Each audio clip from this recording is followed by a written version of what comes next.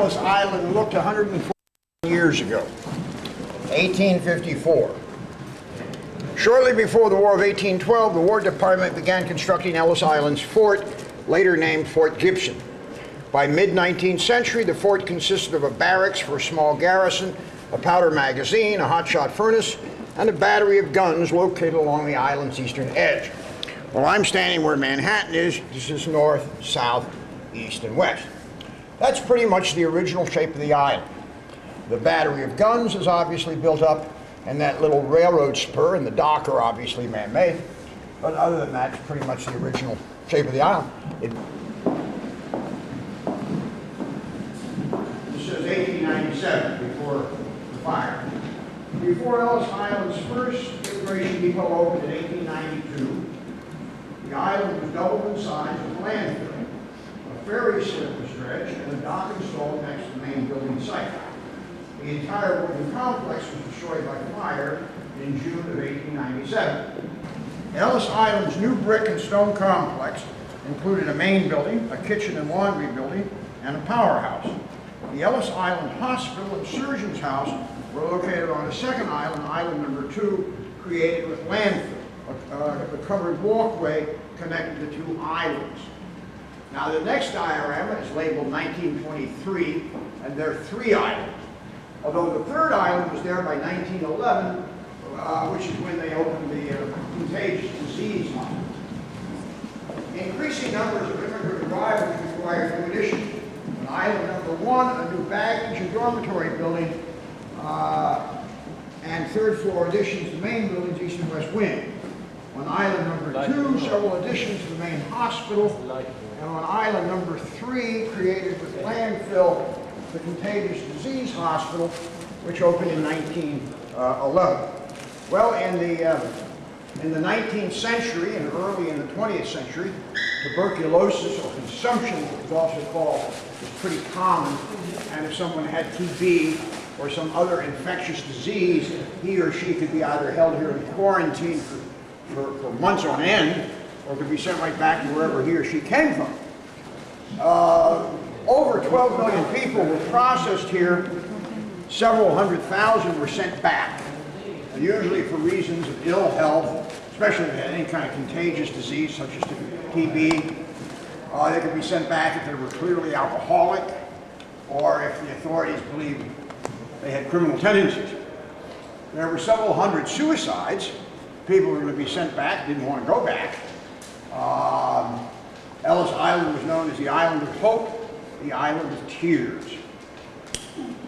They did have a class system here. When an immigrant ship arrived, it dropped anchor out where the Verrazano Narrows Bridge is today, and an American ship would go meet it. Those that were traveling first and second class were taken directly to New York, to Manhattan. The bulk of the passengers, those traveling third class in steerage, were brought here to have their chest thumped, to be inspected for lice. They asked all kinds of questions about their manners, morals, whether they drank alcohol or not, what they intended to do for a living, whether they had relatives waiting for them. They were given simple mental tests. If everything went smoothly, a person could be processed in about 5 hours. Now, we're in a big period of immigration today. A lot of immigrants come in, especially from Latin America and East Asia. Today, if you're a legal immigrant anyway, 99% of the time they will process you in your country of origin. You'll be processed in country A, so when you get to country B, they're not going to send you back, and never would have gotten out of country A in the first place. Most of the immigrants who came to Ellis Island came from all over Europe. Not all came from Europe. Around the corner you see some photographs. Well, there's some black faces. Some people came up from the Caribbean. And there's a picture of an 11-year-old Japanese girl who came here in 1916. But most of the immigrants came from Europe. A short history of European immigration. At the time of the American Revolution, most European Americans were white Anglo-Saxon Protestants. They were of English ancestry, Welsh, Scots, some variation thereon. If they were Irish, they were usually Protestant Irish. In this part of the country, you had old families, still do, old families of Dutch ancestry, but they're Northern European and Protestant, and in effect, white Anglo-Saxon Protestants. The next great wave of European immigration is the 1840s and 50s, when the Irish came, the Germans, and Scandinavians. They had a terrible potato famine in Ireland, which killed almost 1 million people, and about 1 million more emigrated. They were the first Catholics to come to this country in large number. Just discrimination. Irish Catholics have turned out done very well for themselves in this country. Germany was not yet a country, but there was a lot of political upheavals in the German provinces, and a lot of Germans there. Many of those were Catholic, and more were Lutheran. Farms were playing out in Norway and Sweden, and a lot of Scandinavians came, virtually all of whom were Lutheran. Many settled in the upper Midwest, down in the Dakotas, many became farmers. Until about 1880, the great bulk of the European immigrants came from northwestern Europe. Then the pattern began to shift to southern and eastern Europe. And about 1880, Poles began coming, Greeks, Italians, and Russian Jews. Now, those four groups, the two I'm most familiar with are Russian Jews and Italians. The Italians were fleeing the grinding poverty in southern Italy and Sicily, and the Jews were fleeing the dreadful pogroms of the Tsar. However, I suspect that the ancestors of over 50% of Jewish and Italian Americans, and there are far more Italian Americans than Jewish Americans, I suspect that the ancestors of over 50% of them came to this country through Ellis Island in its first 22 years, from 1892 to 1914. 1914, well, you know the story of the Archduke Ferdinand and all that. The people had no idea of the catastrophe that lay ahead. The Kaiser told his troops, you'll be home before the leaves are off the trees. Of course, they had 4 years of carnage, some 10 million dead in trenches in the Western Front. German U-boats were patrolling the North Atlantic, sinking Allied shipping, so immigrants weren't coming across. Finally, in 1917, the United States got involved on the side of England and France, tipping the balance, and the Great War came to an end on the 11th hour, the 11th day of the 11th month. It was 11 a.m., November 11th, 1918, and immigration resumed.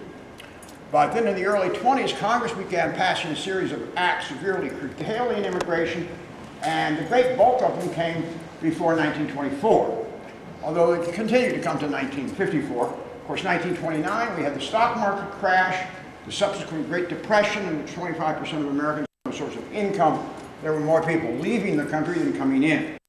1939, Germany invaded Poland, and the Great War became the First World War, and the Second World War was underway, a direct outgrowth of the Great War, of course, the terrible seedbed of the 20th century. The Second World War ended in 1945, and about 400,000 European refugees came to Ellis. It closed in 1954. Let's go to the last diorama here, the new hospital. Final construction in the 1930s included a new ferry house, a recreation building, a granite seawall, a greenhouse, and new landscape. Now out here they've uncovered remnants of Fort Gibson, which you saw in the first diorama. Also out here encircling the remnants of Fort Gibson is the Wall of Honor, which is about 4 feet high and has over 500,000 names, alphabetized, and you never find anything.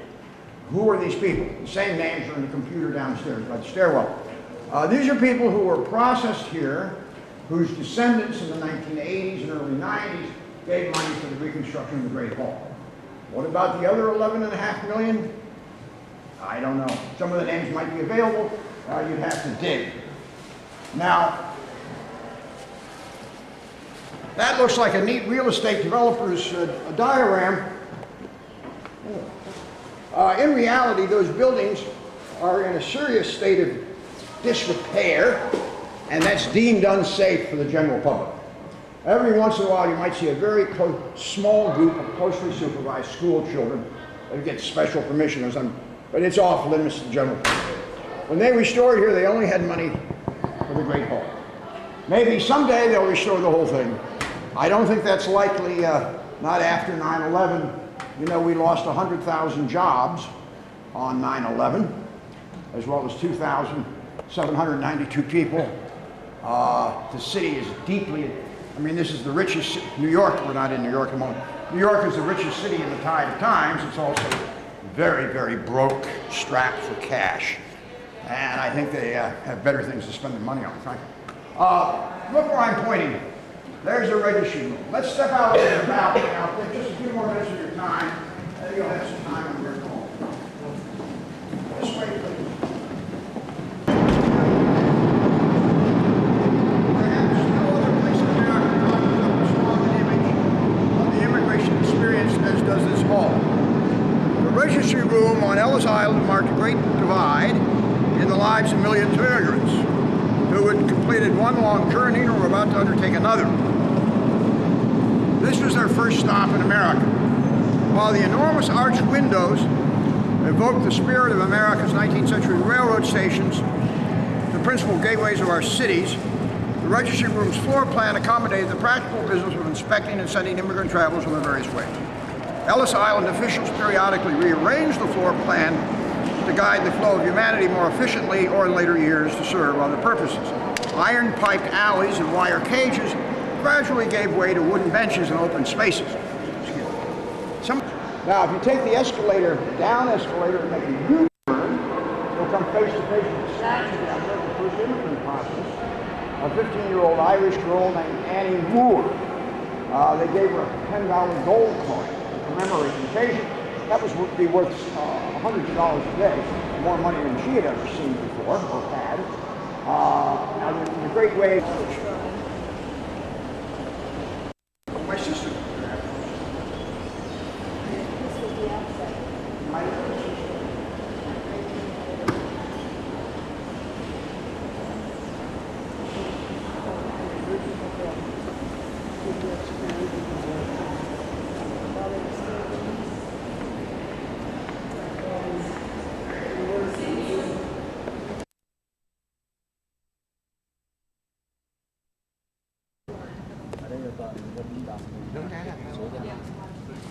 Ấn Độ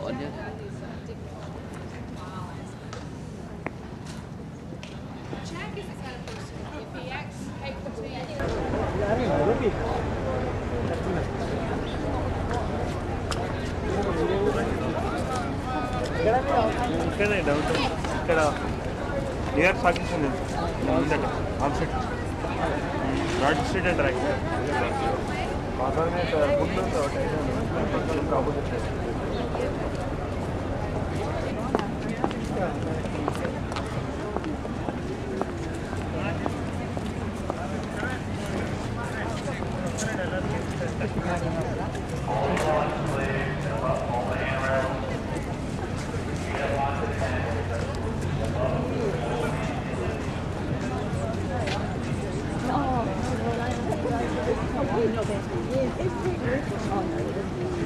Oh, till Friday. Oh, yeah, I'll go when back home.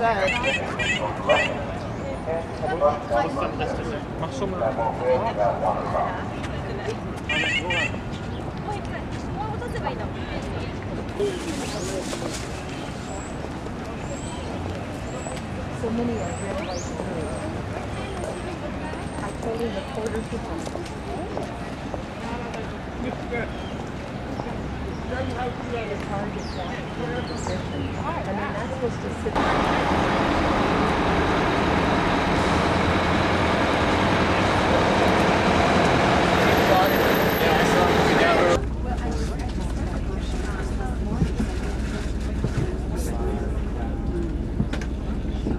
I assume you're the same 38 I had before. We're going over to ground zero. We'll take a brief stop there. And then we get back, after that, we get back on the bus, we go to Midtown, and we do lunch. We have lunch. We eat lunch. It's a buffet. You have your choice of a chicken sandwich, hamburger, a hamburger, cheeseburger, rice, garlic bread. Let's see what else. Oh yeah, just steamed fresh vegetables, a salad, all the salad you can eat, Coke, Diet Coke, iced tea, coffee, water, lemonade, hot tea. And for dessert, there's vanilla ice cream. It's all paid for. You've paid for it already. It's included in the cost of your tour. Unless you want something alcoholic, then they charge you $5 for a glass of wine or beer. will be an entrance exit, the entrance exit for the Brooklyn Battery Tunnel. It's a very long tunnel, goes right underneath the bay over to Brooklyn. Oh, Mike, I think we could use a little AC now. It's warmed up a little bit here. The real red brick building, the tallest building over there, that's the Downtown Athletic Club, where they present the Heisman Trophy every year to the best college football player. It's usually a running back or a quarterback, one of the two. Very prestigious award, first presented in 1935. In the centuries-old cemetery around Trinity Church, there are a number of famous people buried.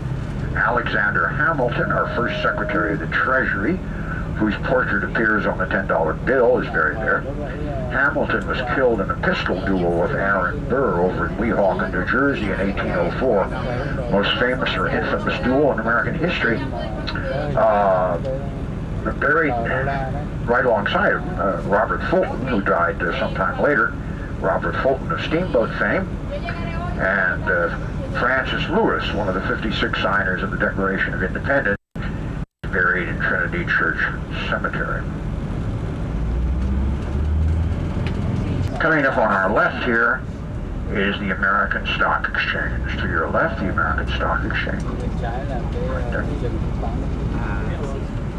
And, oh yeah, we'll park where we did yesterday, Mike. That's good. Mike and I did this yesterday. Look straight ahead, you see Century 20. Now, ladies, you don't have time to go shopping in Century 21. But there it is. That was closed, of course, after 9/11. It was closed for months. I think it was closed for the rest of the year. People were happy when it reopened. It's not a bargain basement store. They sell Armani, Italian designer clothing, and other designer clothing. It's high-quality merchandise, expensive merchandise, but the prices are about as good as you could find for the quality of the merchandise. So 1 block to the left is Ground Zero, which is a 16-acre building site. Folks, we'll take 10 minutes. 10 minutos aquí, por favor, no más. Back on the bus within 10 minutes. Thank you very much.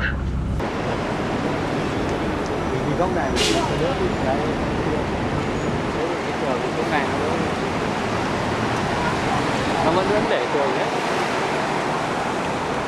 Mình đứng ngoài chụp.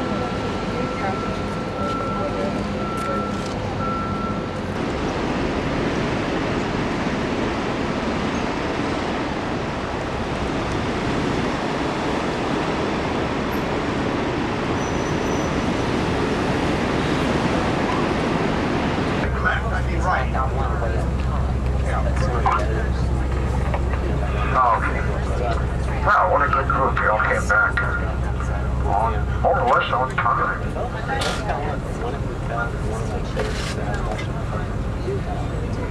Oh, I noticed something. It's hot in the sun or warm in the sun, but it's cool when you're out of the sun. You know, Mike, maybe you should turn off the AC now. What do you think? Yeah. So we leave the world. You know, it wasn't just the Twin Towers that were destroyed. There were 3 or 4 other office buildings. There was a Marriott Hotel and a tiny Greek Orthodox church. We lost 13 million square feet of office space. That's as much office space as they have in all of Atlanta, Georgia. The Twin Towers, well, I must say, one could argue that the Twin Towers were catastrophes waiting to happen. They had no interior supports. They wanted to maximize office space.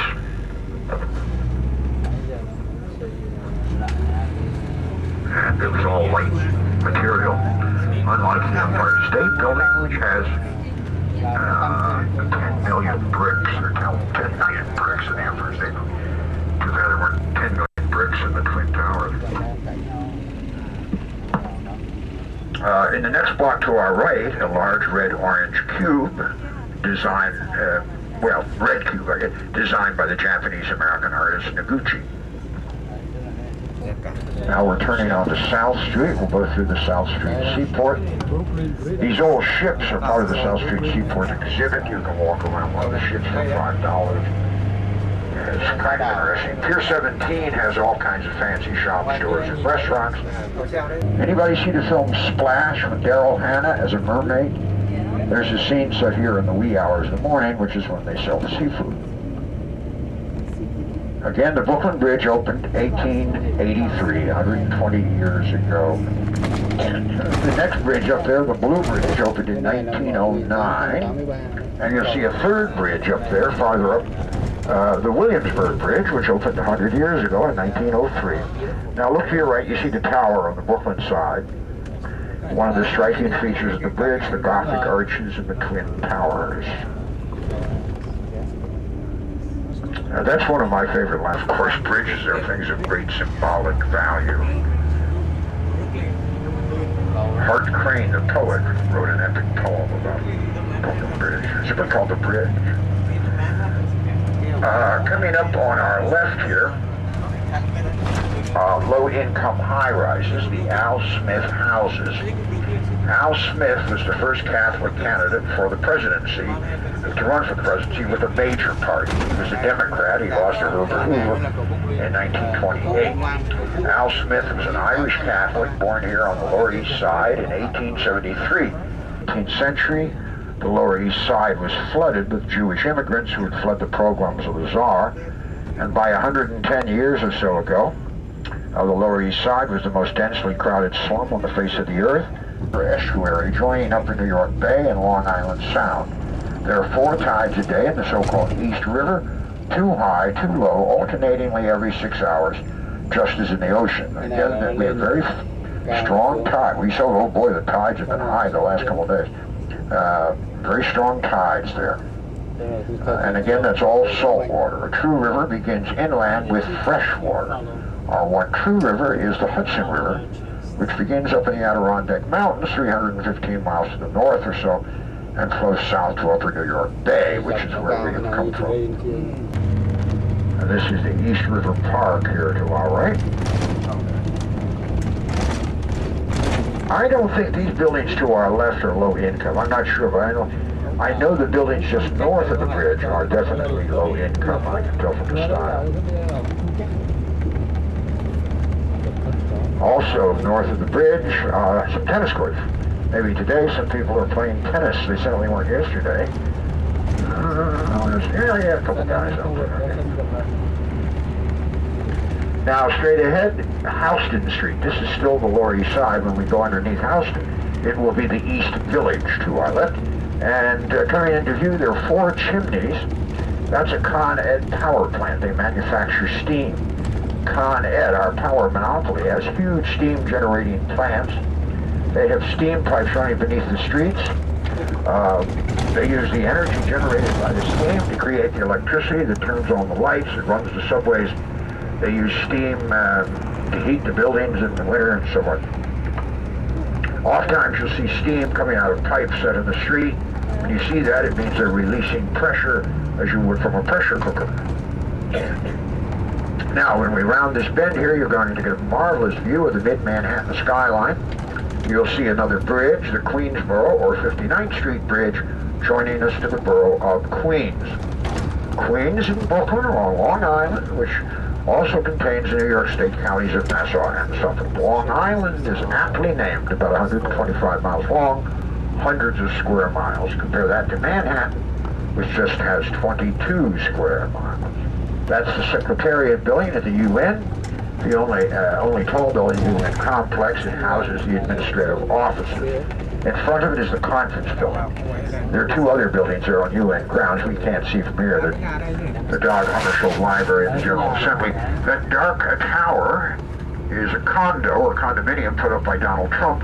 The building with the slanted roof is the City Corps building, designed to be heated by solar energy, and there's a Chrysler building with a tapering spire on top. Pretty much straight ahead. Old Dutch New Amsterdam. Leaves aflame. Maybe somewhere up in northern New England, not here in southern New York, but it's a lovely song anyway. September song from Knickerbocker Holiday. Knickerbockers were the type of trousers or pantaloons the Dutch wore back in the 1600s. Our professional basketball team's full name is the New York Knickerbockers, commonly referred to as the Knicks. Once upon a time, there was a New York gossip columnist with the pen name of Charlie Knickerbocker. Coming into view here on the right, you see the building at the white bubble. That's the UN International School. Many diplomats' children attend. It's built right over the East River, as are these apartment buildings. Coming up on our left, Bellevue, the oldest public hospital in the United States, established in 1736, way back in colonial times. For many years, Bellevue had a particularly famous, or perhaps somewhat infamous, mental asylum. Indeed, in common usage in American English, Bellevue is synonymous with mental asylum. You see the red brick building with the green balconies, this big gray slab of a building, some more red brick buildings to the north. That's all part of Bellevue. That's Bellevue is a synonym for mental asylum. Is a little passé today. The mental asylum closed a number of years ago. Look out underneath the Queensboro Bridge and you'll see an island, Roosevelt Island.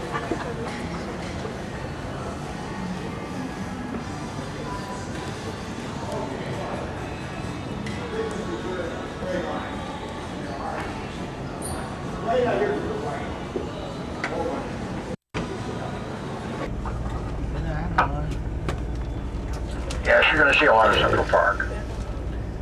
Central Park is a half-mile wide, 2.5 miles long, 843 acres.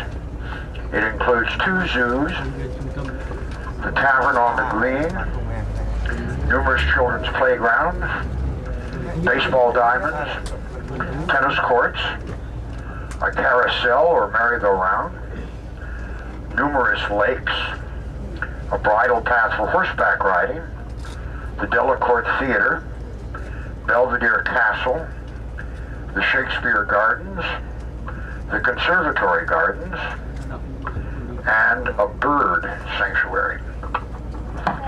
Longacre Theater and the Walter Kerr Theater to your right. Brooks Atkinson and Walter Kerr were long-term drama critics at the New York Times. To your right, 49th Street, the Eugene O'Neill Theater, the Ambassador Theater, and St. Malachy's Church. St. Malachy, the patron saint of actors in the Catholic Church. To your right, the Gershwin Theater, named for the brothers George and Ira, a great songwriting team. Coming up, 52nd Street to the right, you can look to the right, you'll see the Virginia Theater and the Neil Simon.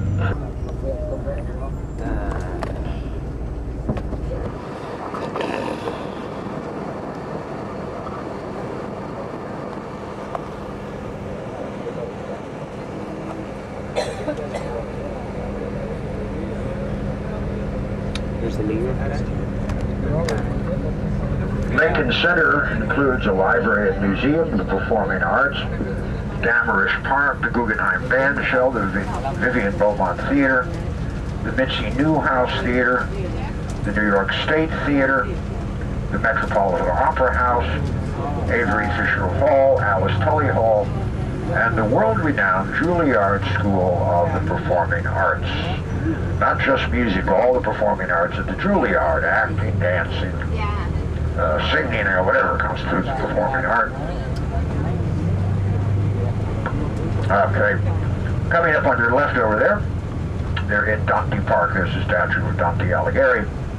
On the other side of Columbus Avenue, Lincoln Center, closest to us at the moment, the New York State Theater. Set back behind the fountains of the largest opera house in the world, the fountain rather, the largest opera house in the world, the Metropolitan Opera. On either side of the windows there, north and south, you can see paintings by Marc Chagall, the great Russian surrealist painter. At the Met for many years, returned to Milan's La Scala Opera House. Never that was supposed to be meant. Yoko Ono, Lennon, still maintains the apartment there. Actress Lauren Bacall has lived there for many years. Leonard Bernstein, the composer-conductor, lived there for the last 10 years or so of his life. And here it is. There's the arch under which Lennon was shot and killed. December 8, 1980. Rồi mình The Dakota is 119 years old. hành đất When it opened here in 1884, this was so far north of the rest of the city 119 that people said, well, it might as well be way out west of the cowboys and the Indians in the Dakota Territory. Hence its name, the Dakota. Anyway, dim-witted government agents, they would never, ever get by a co-op for it, công viên trung tâm. nor would they. We've just turned on to Central Park West, which is a continuation of 8th Avenue. Coming up one more block, a San Remo apartment complex, where Madonna couldn't get by the co-op board some 20 years ago. She wanted to buy an apartment for $1.5 million. They wouldn't let her in. They felt her presence would attract too much attention. They didn't want the paparazzi crawling all over the place. And Keaton was there back in the 80s. She may still be there, I don't know. Here it is, the San Remo.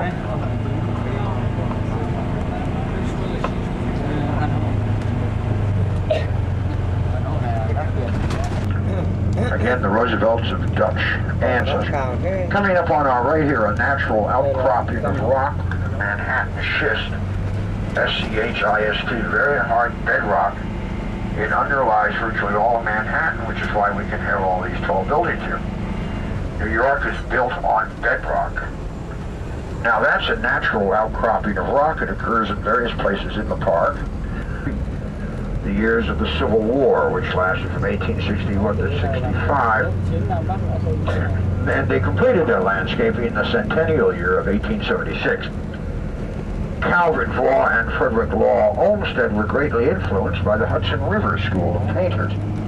That was a romantic school of landscape painters who painted scenes up and down the Hudson River Valley and the manner in which the Hudson River artists portrayed. Oh, look to your left, right here, to your left.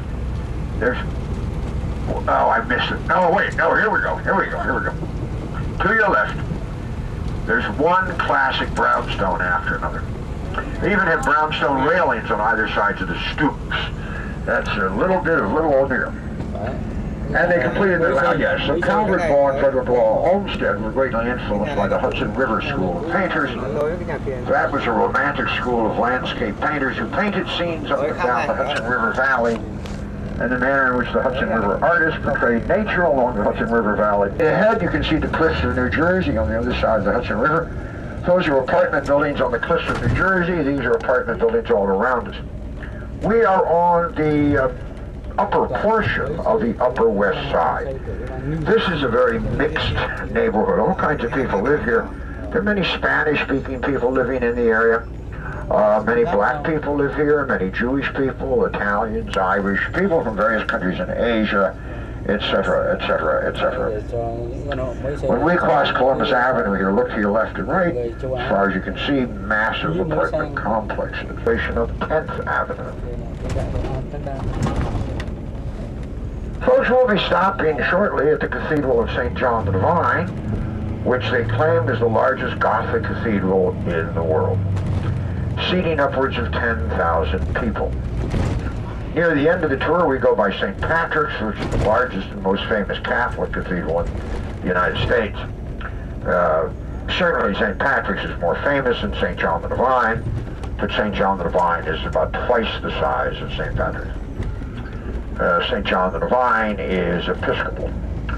There's a Catholic church to your left at Parochial School. To our right, an Associated Supermarket. As we head northward here, you'll see a lot of churches to your left and right, schools and playgrounds mostly to the right. You can say this is a very family-oriented neighborhood. Many children and teenagers were there. Coming up in a few blocks, you'll start to see a lot of businesses with Spanish names. Mucho gente habla español in Nueva York. There are well over 2 million Spanish-speaking people in New York City. More still in the from the American Commonwealth of Puerto Rico that can come and go as they please. They don't need passports. The second largest Spanish-speaking group in New York City are people from the Dominican Republic. The third largest Spanish-speaking group, the fastest growing in both New York and the country as a whole, and by far the most numerous in the country as a whole, are people from Mexico. mucho gente habla español en Estados Unidos. The United States is one of the largest Spanish-speaking countries in the world. In Scotland, in various Latin American countries, which are mostly Catholic, and in the United States, it is called the Episcopal Church. The Episcopal Church is one of the oldest, best established, I would say probably the most socially fashionable Protestant denomination in the United States. Episcopalian.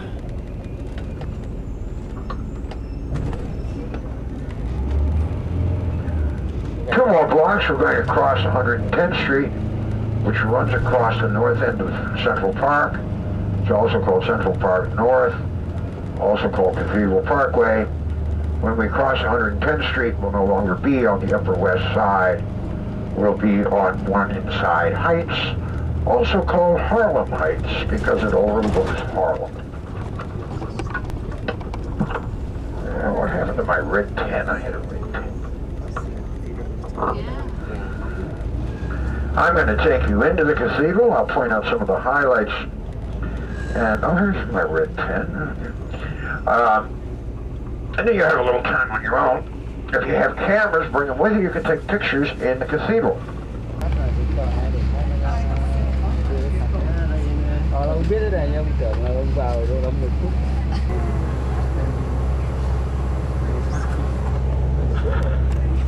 It was founded as King's College back in colonial times.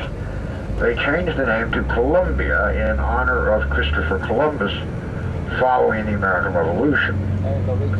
It didn't move up to this area until late in the 19th century. This area was wilderness at the time of the American Revolution. Now, commemorating the original name of King's College, they have gates facing both Broadway and Amsterdam with crowns on top. They are called the Delacorte Gates. The Delacortes are a well-to-do, wealthy family who have donated some nice things to the city of New York. Where Columbia University is today, where we are, an important battle was fought in the American Revolution. The Battle of Harlem Heights, fought here in 1776. Just before that, the British defeated the American troops at the Battle of Long Island. But more on that in a moment. Coming up on your left here, you see the crowns. Now look through the gates. If you saw the first Ghostbusters movie, that should look kind of familiar. You're looking right into the quad there, the heart of the campus. Yeah, so the American victory at the Battle of Harlem Heights was psychologically important. One of the few times the ragtag American troops had managed to best discipline British regulars until that time.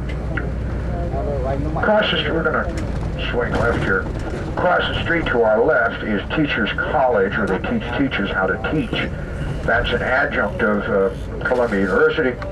And notice that it's mostly a mixture of brick and brownstone. Brick and brownstone.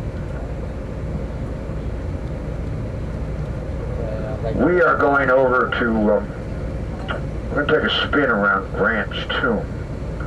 Can anyone tell me who's buried in Grant's tomb? Well, technically, no one is buried in Grant's tomb. Burial is below ground. Entombment is above ground. Grant and his beloved wife Julia are entombed in a tomb. They're not buried there. Coming up in the next block on your left, on the other side of Broadway, is Barnard College. Columbia used to be an all-male institution. It went co-ed about 23 years ago, but it still has a sister institution, Barnard College for Women. Very fine liberal arts college for women across Broadway to our left. Across Broadway to our right, the Union Theological Seminary, a Protestant seminary. Just west of it is Riverside Church, an interdenominational Protestant church with a 400-foot-high bell tower. You're going to get a dramatic view of the bell tower in a few minutes. Ulysses S. Grant, U.S. Grant, was the 18th president of the United States. He was president from 1869 to 1877, a two-term president. Generally not considered a good president. He was a great general during the Civil War and led the Union armies on to victory over the Confederacy notwithstanding his reputation as a heavy drinker. Rất là giỏi. Following the Civil War, Grant, no less than Lincoln, was hailed as a savior of the Union. And at this point, the stirring strains of a battle hymn of the Republic, a song that goes to the very heart of American history, should well up in the background. Even Robert E. Lee, the Southern general who commanded the Army of Northern Virginia and was deemed a military genius, gave Grant extremely high marks as a general. Following the Civil War, Grant made the grand tour of Europe and was feted in all the major European capitals and hailed as the great general that he was. Before he died, he wrote his military memoirs, which are considered some of the finest ever written. So he was an able author, he was a great general, he was a loving and dedicated, a devoted husband, dedicated as well. I think he was a nice man. I read his biography a few years ago. I came away liking Grant immensely. Look up the Hudson River, you see the George Washington Bridge, which they claim has the largest volume of traffic of any bridge in the world. Connects Washington Heights to Fort Lee, New Jersey. Now let's look up to our left here. We get a picture postcard view of the 400, how's that for view? The 400-foot high bell tower of Riverside Church. In just a few minutes, we will be in the most famous black community in the United States, Harlem, the origins of which may surprise you. Back in the 1600s, when the Dutch had their little settlement of New Amsterdam at the southern tip of Manhattan, the rest of Manhattan was all wilderness. At that time, the British were encamped up in Connecticut. The Dutch were afraid the British were going to come down from the north end of Manhattan and attack by land. So Peter Stuyvesant, the long-term Governor General, went up to where 125th Street is today, carved a farm out of the wilderness, built a fort to protect his farm, and he called it, at some point after the British takeover, the "new" was dropped and simply became Harlem. In the middle of the 19th century, Harlem was a rural retreat for the wealthy. Then late in the 19th century, there was a building boom in Harlem. Many private homes were constructed, including many brownstones. Most of them are still standing and serving for the most part as apartment buildings. To our left, the Manhattan School of Music, that was the original Juilliard. Again, to our right, the Union Theological Seminary. Across the street to the left, the Jewish Theological Seminary of America. This is called Seminary Row along here. Harlem was largely a white community until about 1910. Then shortly before the outbreak of the Great War, and particularly during the war years from 1914 to 1918, there was a large migration of black Americans from the agrarian South to the big cities of the North in search of a better life. And by the 1920s, Harlem was largely a black community. In the 20s, there was a flowering of art, literature, and the performing arts in Harlem. It was called the Harlem Renaissance. And Harlem has long been the unofficial cultural capital of black America.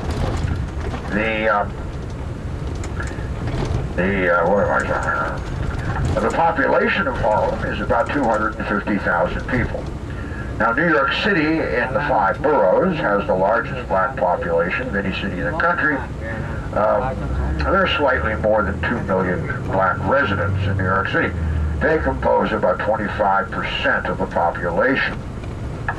There are quite a few cities in the U.S. that have a higher percentage of black residents, and that has had political ramifications. Quite a few cities in the U.S. elected black mayor before New York City did.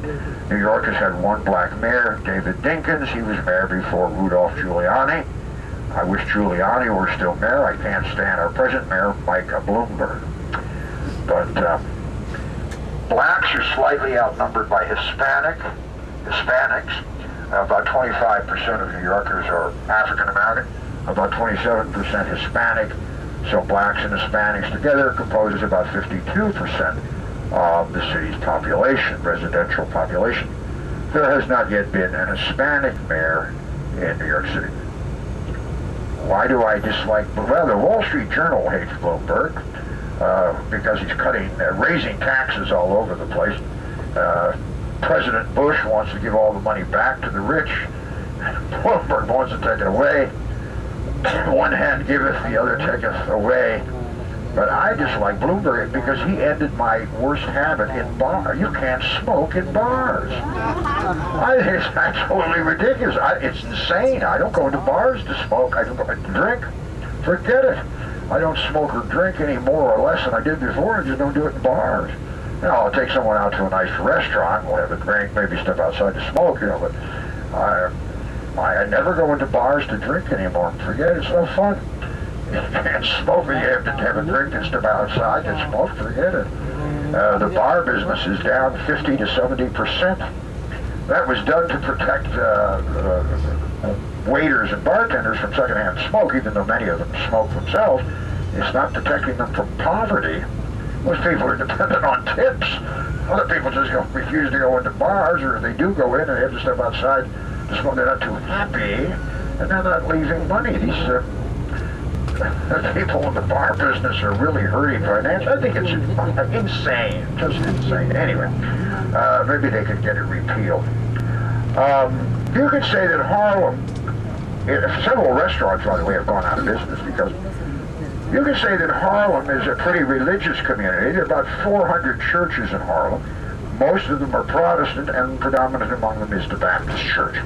It would be very hard to exaggerate or overemphasize the importance of the Baptist Church on black life and culture in the United States. Many of the most prominent black leaders in the U.S. are or have been Baptist ministers, including the great civil rights leader, Dr. Martin Luther King Jr.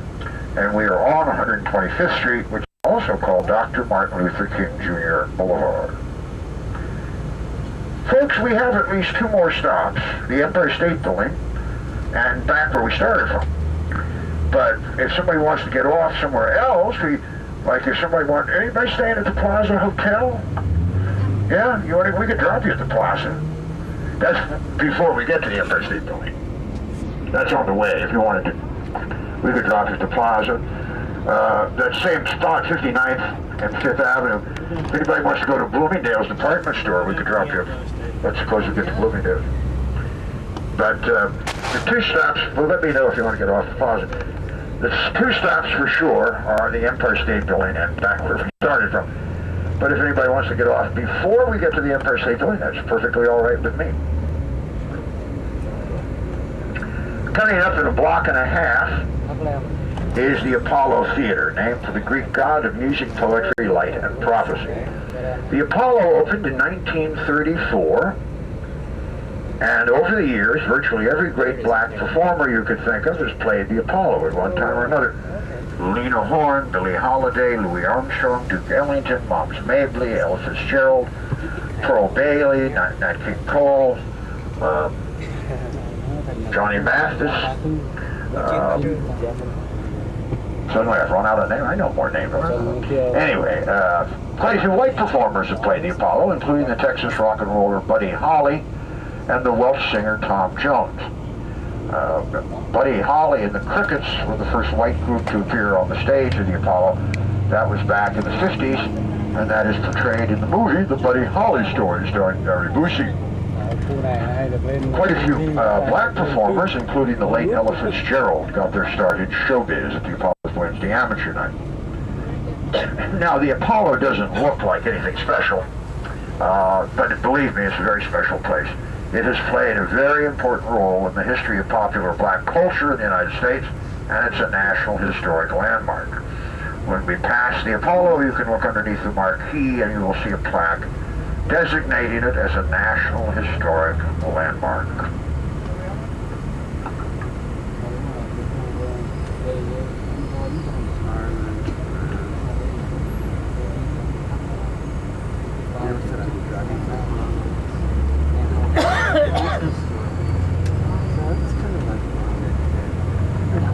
Coming up on I Love the Apollo Theater.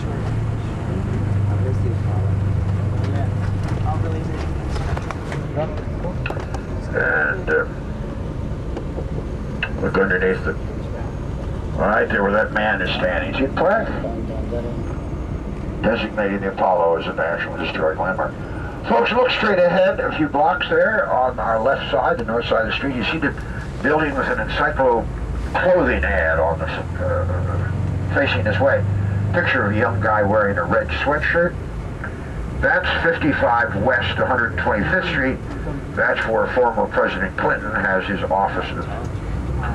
And look straight ahead down the east end of 125th. You can see one of the towers of the Triborough Bridge, which is the name it implies, joins three boroughs, Manhattan, Queens, and the Bronx. We're turning on, this is called African Square here, this intersection, the cultural crossroads of Black America. When Nelson Mandela came to New York for the first time in June of 1990, they had a parade for him on Lower Broadway, and he spoke here at African Square, among other places in the city, including Yankee Stadium up in the Bronx. Are the Yankees going to the World Series again this year? I sincerely hope so. We have just turned on to Adam Clayton Powell Jr., Boulevard, which is a continuation of 7th Avenue here in Harlem. Adam Clayton Powell Jr. was a Baptist minister for many years. He was a pastor of the most famous and influential church in Harlem, the Abyssinian Baptist Church up 138th Street. He was also, during many of the same years, a colorful and controversial United States congressman, serving in the... You notice all these brownstones along here on the crossroads, serving in the House of Representatives in Washington, D.C. Harlem First Corinthian Baptist Church is in a converted movie palace with a Moorish style of architecture on the outside. It was one of the first truly large and lavish movie palaces in the United States. It was called the Regent Theater. It opened in 1913, the year before the Great War began. A whole long lost world ago. It's been a Baptist church for many years, and there it is, across the street to the right. The First Corinthian Baptist Church. On top of a black Muslim mosque or house of worship, which appears in the movie Malcolm X, starring Denzel Washington.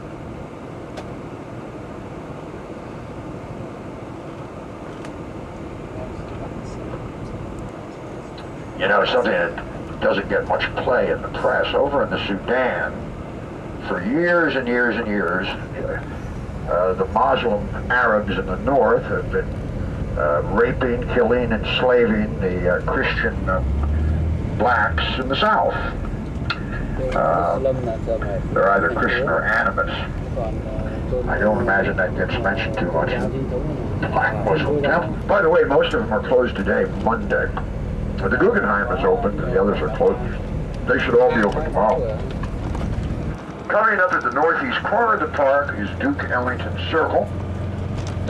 You're going to see a statue of the jazz great Duke Ellington standing next to a baby grand piano being held aloft by the 9 Muses. He was an extraordinarily gifted jazz pianist and a prolific jazz composer.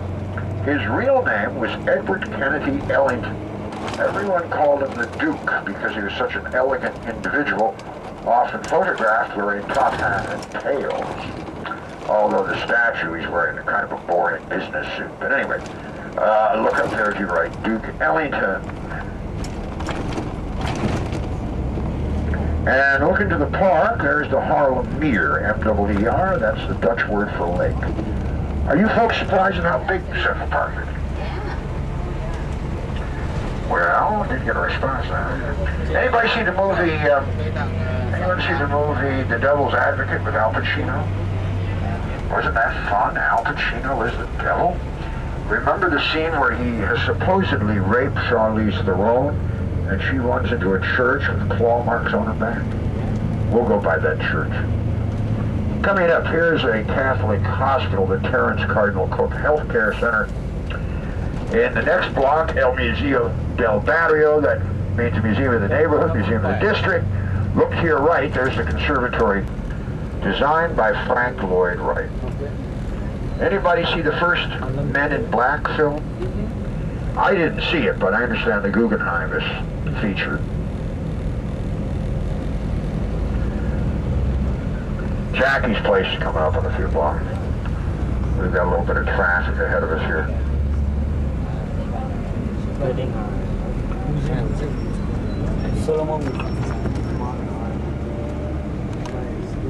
She lived just north of the Metropolitan Museum of Art. She was an editor at Doubleday. There's the Knickerbocker Club. Now, did you want to go to the plaza? Anybody? And some days we get a sizable number. 14 today is a fairly sizable number. I think we've been as high as 25 in the summer, and we've been as low as 2 on some days. So you never know, really. And the idea of it, of course, is to make you familiar with how some people in the media business on Broadway think about things. They've set up a timetable here which allows, I didn't want to say schedule because I thought some of our British guests might prefer schedule. And so I said it's a timetable that we have here.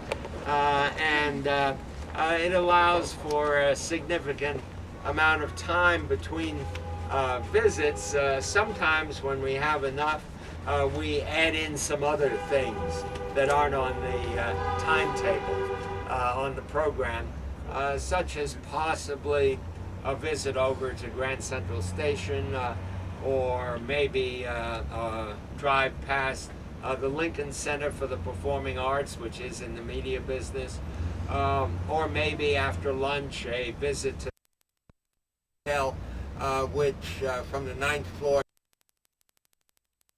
where a visit to St. Patrick's Cathedral. We'll see to squeeze in those other things. The reason we're not starting out is that the Lion King people, the New Amsterdam Theater, the first stop, they expect us to arrive just at 9 o'clock. And if we arrive at 8:55 and get off the bus, they threaten us with breach of contract suit. Apparently, Gray Line signed the contract saying that everyone will stay on the bus till 9 o'clock and they will come out to greet you. They want to greet you so that they can ask, how many of you have seen The Lion King as a theater production? And if you haven't, they'll say, well, you have seen the movie, haven't you? Most people will say yes, whether they have or haven't. But sometimes people haven't seen either one of them, including me. I mean, I've done this tour lots, but I still haven't seen the movie. Not that I wouldn't like to, but I'm waiting for them to sell tickets to the theater at half price. And as long as enough customers come along who buy tickets at full price, they won't drop any to half price. However, whereas you used to have to wait 9 months to get a ticket, now you can sometimes get it within a week, or on Tuesdays or Thursdays. Well, I think they've stopped Tuesday shows now, but on Thursdays you can get it occasionally the same day. So I think they're getting near the point where half-price tickets will appear, and then I will gladly visit their show. Anyway, The Lion King is interesting tour, and each place will tell you about where you can take pictures. The Lion King, for example, will let you take pictures of anything except the stage, where they have puppets and other copyrighted items. And you can take pictures from the stage, where you'll be into the theater or around the theater, but not of objects on the stage. I'll explain that to you. You can take a picture of the board on the wall where famous people have signed in, presidents who visited the show, and others. They always mention Broadway people, and I want them to mention that Bill Gates also signed the thing. But they seem never to care about such people as Bill Gates, a titan of industry. Anyway, you can take pictures of that sign-in board if you want. Dr. Ruth is on there, for example, for the Americans. At the end of the Disney show, they offer you a merchandising opportunity with 20% off any item over $10. People usually buy there. They have some stuff which they sell there and don't sell anywhere else at all. That's our first stop. In Radio City Music Hall, you cannot use television or recording devices, but you can take pictures anywhere in Radio City Music Hall. By the way, does anyone have trouble climbing stairs? You do. There are about 50 steps to be climbed in Radio City Music Hall. You would rather not do that? So no lift, Pardon me? no elevator. Well, that's the thing. There is. And if I tell them that somebody has a problem with stairs, they will get somebody to take you up in a small elevator that they have there. But they usually don't like to admit that it's even there. But they will do it, so that's why I asked. Okay, I will tell them. And there is a big elevator we all use for part of the way, and then you have to climb about 50 steps. And how many what? Is that 4 or 5 floors? No. It comes out to about three floors. I mean, it's worthwhile climb. The end destination, which I will leave secret, is worth visiting, but you do have to climb up. And then after that, we go to lunch so you can get back your strength and so forth. So we'll see as the day goes out. We arrived there by driving through Times Square. We're leaving here at 8th Avenue. We will also exit the first theater on the new 42nd Street. And all of these places I just mentioned are really rehabilitated, restored, renovated. It's hard for people who didn't visit New York, let's say in 1980 or 1970, to realize how run down, slummy, decayed these streets were, including Times Square. It was full of drug dealing and petty criminals and so forth. Yeah, we can go now. It was a time when nobody built new buildings. For example, here on the left, back in the 50s and 60s, we had a sports arena. Madison Square Garden, number 3, was located there. But they pulled it down in 68 when the new sports arena, Madison Square Garden, number 4, opened up at 33rd Street. And everyone said, well, they'll put up some new building, but they didn't. This whole area down to 9th Avenue became a gigantic parking lot for over 20 years. So that was the nature of things, and no new buildings on Broadway and so forth and so on. So the people who went to the theaters, and they had to come here, there was no other place for Broadway theaters. They didn't eat dinner in the area, restaurants closed. It was just generally bad. There will be some references to that when you hear them at the first stop at the Lion King Theater. And they will also refer to the Landmark Protection Law. Both the New Amsterdam Theater, where we first go, and Radio City Music Hall are protected by our Landmark Preservation Law of 1965. And it goes back to that sports stadium I mentioned. When they built the new sports stadium in the 60s, which is still there and still in use, they had to tear down a beautiful railroad station. You might ask, but how can they do that? People had to use the trains. Well, they kept the trains, they just put them in the basement of the sports stadium, which is kind of ignominious, but nonetheless, that's what has happened. So they still call that Pennsylvania Station. But before, it had been a glorious kind of Greek palace built in 1910 with all sorts of luxury sites, statues, and whatnot. Well, the city tried to stop the demolition of the station, but there was no way they could do so.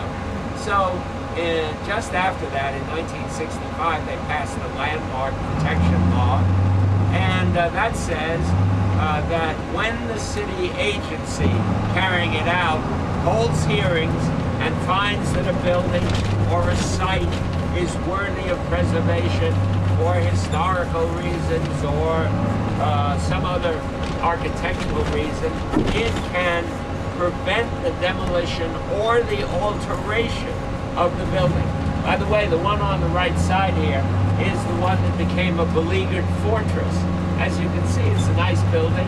It's only 26 years old, but it just failed to rehabilitate Times Square. And off-Broadway is where lots of experimentation goes on, new productions, new playwrights, new actors, up-and-comers. Sometimes they start in off-Broadway theaters.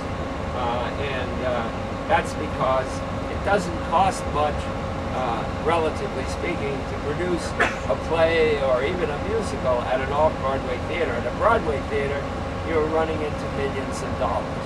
So they don't want to take so many chances with young talent.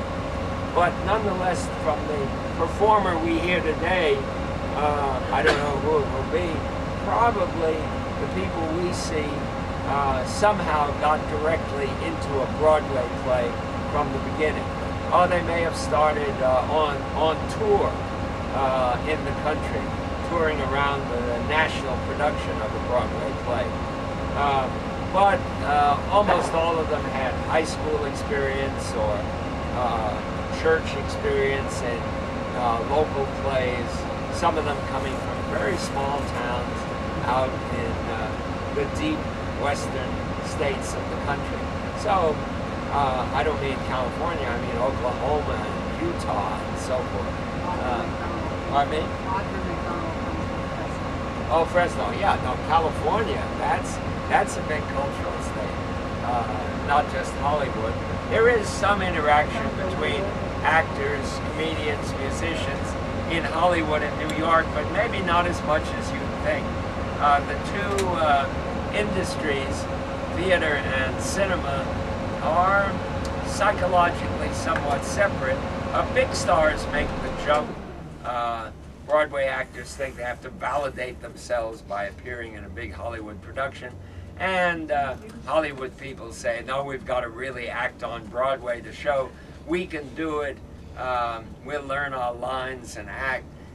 Even though in the films, of course, if they make a bad mistake, they can do a refilming of it, a rerun.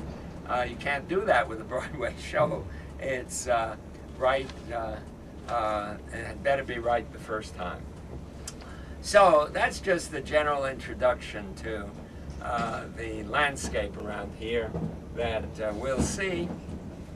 And in a few minutes, well, it should be about 5 minutes, they'll be out to fetch us. They have a group of several guides there, several men, several women. Each one has a slightly different version to tell you, but they'll all say that what they learned in order to become a guide at the New Amsterdam Theater came from a lovely book about the history of the theater, which you can buy for $32. Film of Disney's The Lion King. How many of you folks have seen our Broadway production? No one? We've all seen the movie though, right? Oh, yeah. Okay, good. So we know what's going to happen inside then. Just a few ground rules. If you have cameras or video cameras, feel free to take them along. You can take photos and videotape. There is one time where you cannot videotape or take photos, and I'll tell you when you can and when you cannot. Otherwise, if you have any questions whatsoever, feel free to shout them out. I'm a wealth of knowledge. So just come on down, watch your step. Oh, no, it's being cute.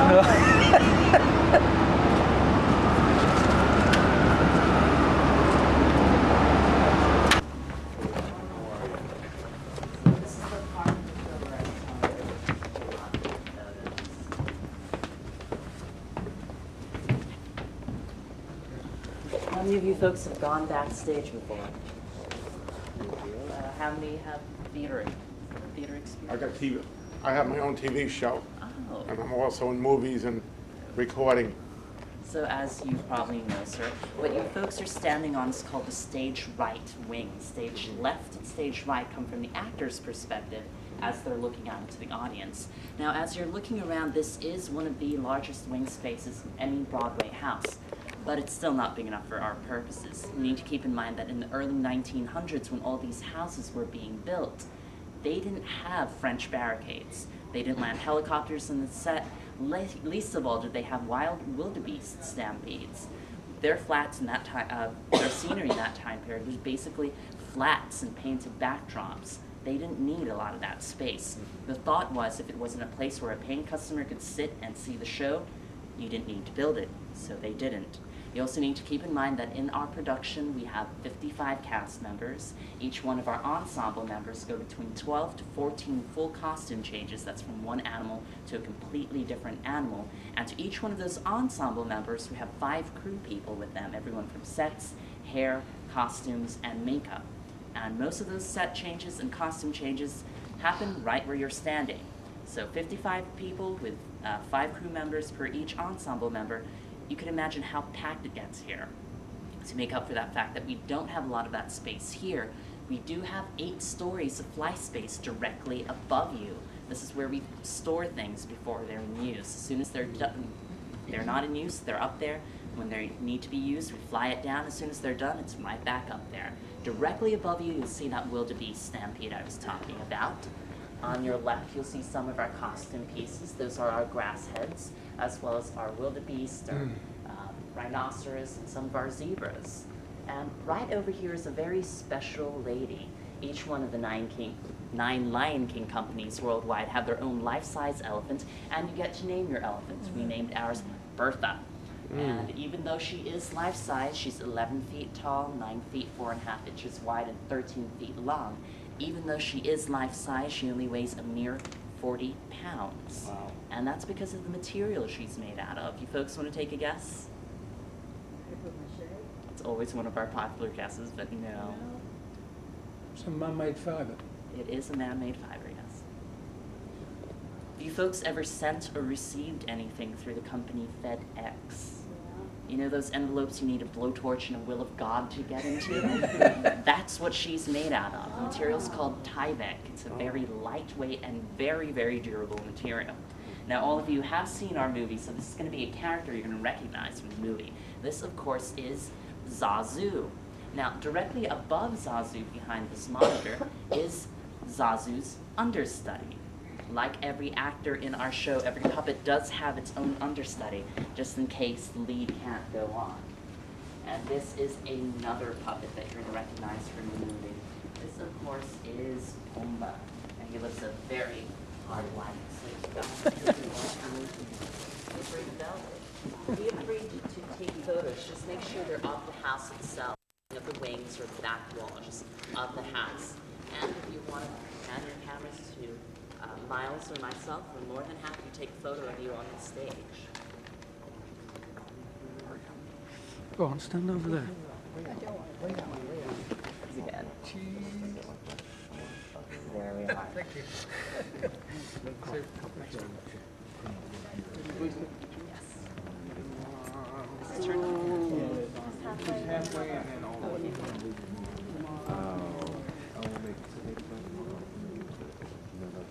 Say cheese.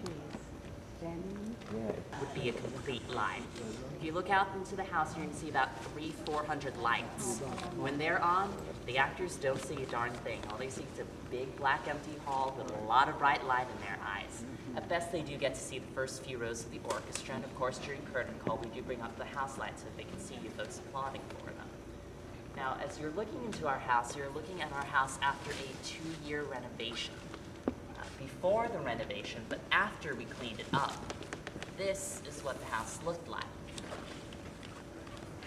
So you can see a remarkable difference. So I'm going to point out this hole right over here. It was up there in our roof. It's actually one of the smaller holes that we had up there. And let's just say it had a lot of friends.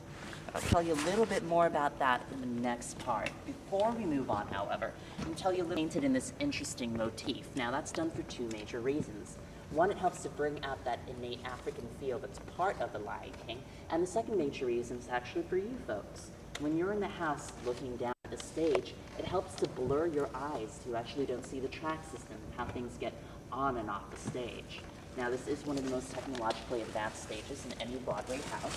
What you folks are standing on are 3 elevators. They work independently or as one, and this is where characters such as Mufasa, Rafiki, and the grass heads come in and out of. Right over here, is our favorite trap door, and we lovingly call this the toilet bowl trap door for obvious reasons. Right over there, you're going to see a large circle. Inscribed into that circle is a smaller semicircle. That sinks under and rotates around. And Pride Rock, which is about this tall right now, during the show telescopes up to a height of 16 feet. Now, that's one of the major reasons we don't allow photographers. Make them make their exit a little bit sooner than they'd like. You folks have any questions about anything you've seen so far? What are these numbers? These are dance numbers. These are basically so that all the dance numbers and the dancers can keep the same formation night after night. Any other questions? We take you to the next part of the tour. This is one of those rare times where you get to spread out in the Broadway house, and you will be together for the entire day, so if you don't like who you're sitting next to, you have 1,800 seats to choose from. Just watch your step as you're going down. Just leave me the first row so I have somewhere to stand.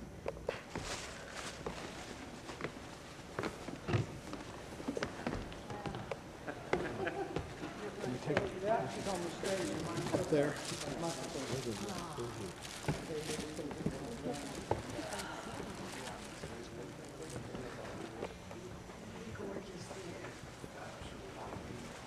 Yes, I did. Come over here, fellas. Down in the center.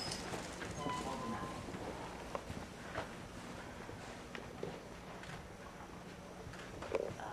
Been doing this tour for quite some time now.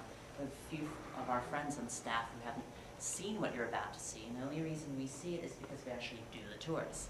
So get your oohs and ahs ready as we introduce you to some of our friends from The Lion King. Ooh. Ah. Nice.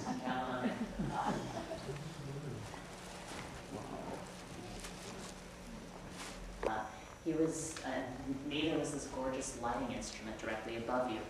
Instead of that, we had a disco ball. And instead of Shakespeare, we had a stuffed bald American eagle with an American flag.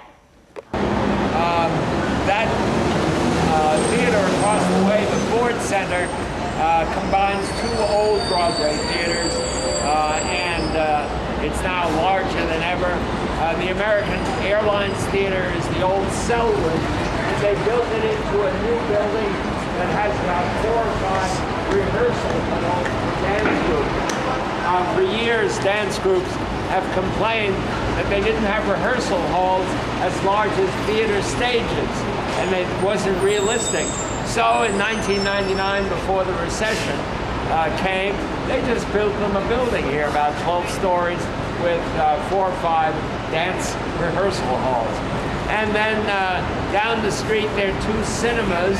The 2 have 38 motion picture theaters between them, offering you a big choice. Here's Madame Tussauds Museum of Wax Figures from London. You know, they've been in London over 200 years, in New York 3 years, and I think that was enough rehearsal time in London for a Broadway opening. They have the new Westin Hotel there, the new Hilton Hotel up above, and there's a nightclub, B.B. King's nightclub, and restaurants, so it really is a new street. And it took complete eradication, uprooting of the old.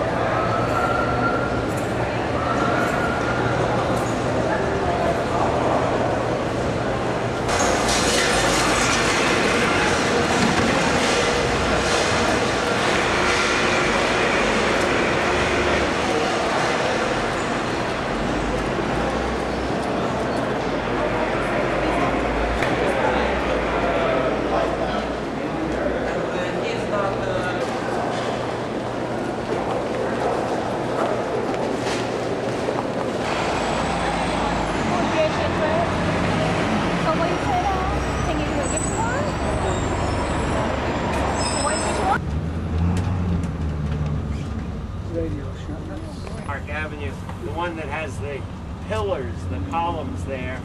I call it the headquarters of the poison factory, but actually it's just the headquarters of Philip Morris, a cigarette company. They became a little sensitive about the name, so the new name of the company is Altria. Doesn't sound anything like Philip Morris. Philip Morris is just one of the divisions, and the other big division is Kraft Foods. And so they didn't want to, have any bad name falling on Kraft Foods. So Altria was just invented a few months You put ago. it in before it dry, no? Yeah, those ones. Yeah, look. Reminds me of the sun. Undistinguished modern architecture.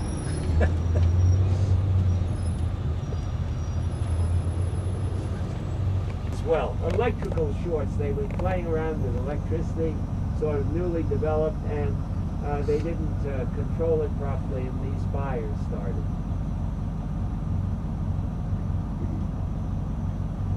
When we turn the corner onto 6th Avenue, you may get a chance to notice, particularly if you're on the left side of the bus, that there's a sign, an electric sign with numbers on a building just around the corner. This is labeled the National Debt Sign. And this was put up about 15 years ago by a group that is preaching against the evils of deficit financing of the government, which began to be very heavy in the Reagan administration and continued. Of course, at the end of the Clinton administration, we had 3 years of surplus instead of deficits. So I expected that they would begin showing the numbers going down. But this group didn't want to show that the deficit was no longer a danger, so they turned the sign off for 3 years. And then, when the deficit began going up again last year, they turned it back on, and now the numbers are really rolling. They're up to 6,800-some billion. Just a few months ago, it seems to me, it was 6,400-some billion. But anyway, it's rolling along, and so they are preaching the evils of deficit spending once again.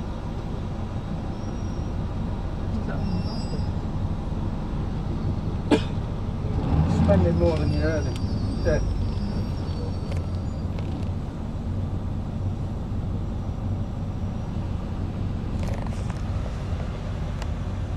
Although it does look like a piano, it's not. Anyone have any other guesses? Oh, right there. So we're gonna.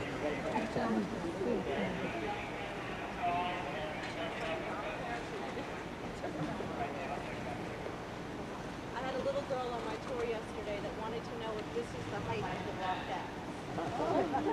Have you heard of the Rockettes? These 3 platforms can be rated. And this, of course, is the Rocket Plant. The only one that's still living is Joey Bishop.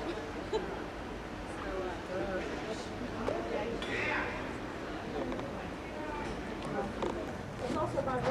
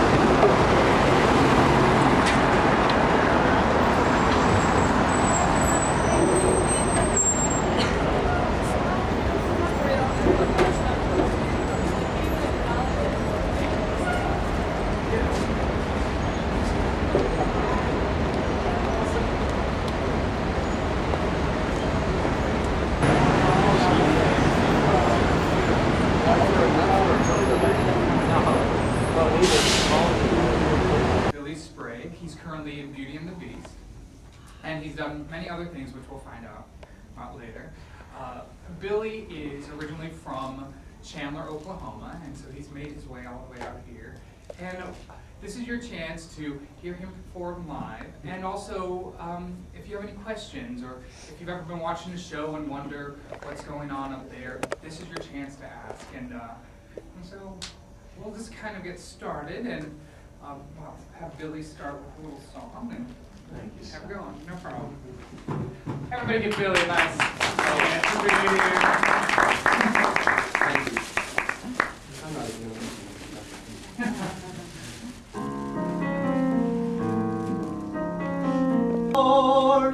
multitudes of Amy's. Everywhere I look in a play, seems there are more of her every day. What can it mean? What can it mean?